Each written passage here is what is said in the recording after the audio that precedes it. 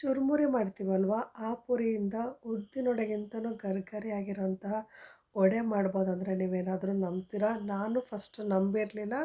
ಆದರೆ ಈ recipe try ಮಾಡಿ ಟೇಸ್ಟ್ ನೋಡಿದ ಮೇಲೆ ಉದ್ದಿನೊಡೆ ಮಾಡೋದನ್ನೇ ಬಿಟ್ಬಿಟ್ಟಿದ್ದೀನಿ. ಅಷ್ಟು ಸುಲಭವಾಗಿ ಮಾಡ್ಕೊಳ್ಬೋದು. ಉದ್ದಿನೊಡೆಗಿಂತನೂ ರುಚಿ ತುಂಬಾ ಚೆನ್ನಾಗಿರುತ್ತೆ. ಈ ವಡೆ ಮಾಡ್ಕೊಳ್ಳೋದಕ್ಕೆ ಒಂದೆರಡು ಬಟ್ಲಷ್ಟು ಪುರಿನ ತೊಗೊಂಡಿದ್ದೀನಿ. ಮಾಮೂಲಿ ದಪ್ಪ ಪುರಿ ಬರುತ್ತಲ್ವ ಚುರುಮುರಿ ಮಾಡೋದು, ಆ ಪುರಿ. ಕೆಲವು ಕಡೆ ತೆಳು ಪುರಿ ಬರುತ್ತೆ, ಅದನ್ನು ತೊಗೊಂಡ್ರೆ ಪುರಿ ನೆನೆಸಿದ್ಮೇಲೆ ಬೇಗ ನೀರಿಂದ ತೆಗೆದುಬಿಡಿ. ನಾನು ಇಲ್ಲಿ ದಪ್ಪ ಪುರಿ ತೊಗೊಂಡಿದ್ದರಿಂದ ಒಂದೆರಡು ಸಲ ನೀರಲ್ಲಿ ಚೆನ್ನಾಗಿ ತೊಳೆದು ಇದನ್ನು ನೀರನ್ನ ಹಿಂಡಿ ಮಿಕ್ಸಿ ಜಾರ್ಗೆ 1 ಬಟ್ಲು ಮೊಸರು ಹಾಕ್ಕೊಂಡು ಈ ರೀತಿ ಗಟ್ಟಿಯಾಗಿ ರುಬ್ಕೊಂಡಿದ್ದೀನಿ. ಮತ್ತು ನೀರು ಸ್ವಲ್ಪನೂ ಹಾಕ್ಕೊಂಡಿಲ್ಲ.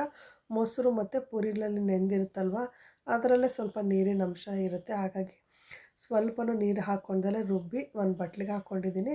1 ಬಟ್ಲಷ್ಟು ಚಿರೋಟಿ ರವೆ ತೊಗೊಂಡಿದ್ದೀನಿ. ಸ್ವಲ್ಪ ದಪ್ಪ ರವೆ ಏನಾದರೂ ನಿಮ್ಮ ಹತ್ರ ಇದ್ದರೆ 1 ರೌಂಡು ಮಿಕ್ಸಿನಲ್ಲಿ ಸ್ವಲ್ಪ ಸಣ್ಣಗೆ ಪೌಡ್ರ್ ಮಾಡ್ಕೊಂಡು ತೊಗೊಳ್ಳಿ. ಚಿರೋಟಿ ರವೆ ತೊಗೊಂಡಿದ್ದೀನಿ. 1 ಬಟ್ಲು ಹಾಕ್ಕೊಂಡು ಪುರಿ ಮತ್ತು ಮೊಸರು ರುಬ್ಬಿರ್ತೀವಲ್ವ ಅದ್ರ ಜೊತೆ ಹಾಕಿ ಚೆನ್ನಾಗಿ ಮಿಕ್ಸ್ ಮಾಡ್ಕೊಳ್ಬೇಕು. ಇದು ತಕ್ಷಣ ಮಾಡ್ಕೊಳ್ಬೋದು. ಟೈಮ್ ಇತ್ತಂದರೆ ಸ್ವಲ್ಪ ಒಂದು 10 ನಿಮಿಷ ಇದನ್ನೇನಾದರೂ ನೆನೆಸ್ಕೊಳ್ಳಬೋದು. ನೋಡಿ ಈ ರೀತಿ ಚೆನ್ನಾಗಿ ಗಟ್ಟಿಯಾಗಿಯೇ ಮಿಕ್ಸ್ ಮಾಡ್ಕೊಳ್ಬೇಕು. ನೋಡಿ ಈ ರೀತಿ ಗಟ್ಟಿಯಾಗಿ ಮಿಕ್ಸ್ ಮಾಡಿಕೊಂಡು ಒಂದು 10 ನಿಮಿಷ ಇಟ್ಟು ನೆನೆಯೋಕ್ಕೆ ಬಿಟ್ಟಿದ್ದೆ. ನಂತರ ಇದನ್ನು ತೆಗೆದು ಸ್ವಲ್ಪ ಕರಿಬೇವಿನ ಸೊಪ್ಪು ಹಾಕ್ಕೊಂಡಿದ್ದೀನಿ. ಒಂದು ಸ್ವಲ್ಪ ಹಸಿಮೆಣಸಿನ್ಕಾಯಿ, 1 ಈರುಳ್ಳಿನ ಕಟ್ ಮಾಡ್ಕೊಂಡು ಹಾಕ್ಕೊಂಡಿದ್ದೀನಿ. ಸ್ವಲ್ಪ ಕೊತ್ತಂಬರಿ ಸೊಪ್ಪು ಜೊತೆಗೆ ಶುಂಠಿನ ಸಣ್ಣದಾಗಿ ಜಜ್ಜಿ ತೊಗೊಳ್ಳಿ, ಇನ್ನೂ ಚೆನ್ನಾಗಿರುತ್ತೆ. ಇದಕ್ಕೆ ಸ್ವಲ್ಪ ಉಪ್ಪು ಹಾಕ್ಕೊಂಡು ನೋಡಿ ಒಂದು 2 ಸ್ಪೂನಷ್ಟು ಅವಶ್ಯಕತೆ ಇದ್ದರೆ ಮಾತ್ರ ನೀರು ಹಾಕ್ಕೊಳ್ಳಿ. ಇಲ್ಲಾಂದರೆ ನೀರು ರುಬ್ಬಿರೋದೇನಾದರೂ ಇದಕ್ಕಿಂತ ತೆಳುವಾಗಿದ್ದರೆ ನೀರು ಹಾಕ್ಕೊಳ್ಳೋ ಅವಶ್ಯಕತೆ ಇಲ್ಲ. ಆದಷ್ಟು ನೀರನ್ನು ಕಮ್ಮಿ ಬಳಸ್ಕೊಳ್ಳಿ. ನೋಡಿ ಈ ರೀತಿ ಚೆನ್ನಾಗಿ ಕೈಯಲ್ಲಿ ಕಲಿಸ್ಕೊಳ್ಬೇಕು. ಈ ರೀತಿ ಕೈಯಲ್ಲಿ ಚೆನ್ನಾಗಿ ಮಿಕ್ಸ್ ಮಾಡ್ಕೊಂಡು ಕಲಿಸ್ಕೊಳ್ಳೋದ್ರಿಂದ ತುಂಬ ಸಾಫ್ಟಾಗಿ ಬರುತ್ತೆ.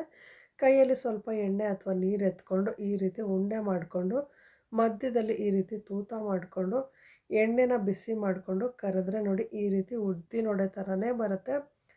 ಆದರೆ ರುಚಿ ಉದ್ದಿನೊಡೆಗಿಂತ ತುಂಬಾ ರುಚಿ ಇಷ್ಟ ಆಯಿತು, ಅಷ್ಟು ರುಚಿಯಾಗಿರುತ್ತೆ. ಒಂದು ಸಲ ಟ್ರೈ ಮಾಡಿ ನೋಡಿ, ಬೇಕಿದ್ರೆ ಇಡ್ಲಿ ಜೊತೆ ಇದೇ ರೀತಿ ವಡೆನ ಟ್ರೈ ಮಾಡ್ಬೋದು. ರುಚಿ ಅಂತೂ ಉದ್ದಿನೊಡೆಗಿಂತನೂ ತುಂಬ ಚೆನ್ನಾಗಿ ಬಂದಿತ್ತು. ಕಲರು ಅಷ್ಟೇ ತುಂಬ ಚೆನ್ನಾಗಿ ಬಂದಿದೆ. ನಾನು ಇಲ್ಲಿ ಐ ಫ್ಲೇಮಲ್ಲಿ ಫ್ರೈ ಮಾಡ್ಕೊಂಡಿರೋದ್ರಿಂದ ಸ್ವಲ್ಪ ಡಾರ್ಕ್ ಆಗಿದೆ. ನೀವೇನಾದರೂ ಉರಿನ ನೋಡಿಕೊಂಡು ಫ್ರೈ ಮಾಡಿಕೊಂಡ್ರೆ ಇನ್ನೂ ಚೆನ್ನಾಗಿ ಬರುತ್ತೆ. ನೋಡ್ತಿದ್ದೀರಲ್ವ ಎಷ್ಟು ಚೆನ್ನಾಗಿದೆ ಅಂತ. ನೋಡ್ತಾ ಇದ್ದರೆ ಸೇಮ್ ಉದ್ದಿನೊಡೆನ ಥರನೇ ಕಾಣಿಸ್ತಿದೆ, ಆದರೆ ರುಚಿ ಅದಕ್ಕಿಂತಲೂ ಚೆನ್ನಾಗಿರುತ್ತೆ.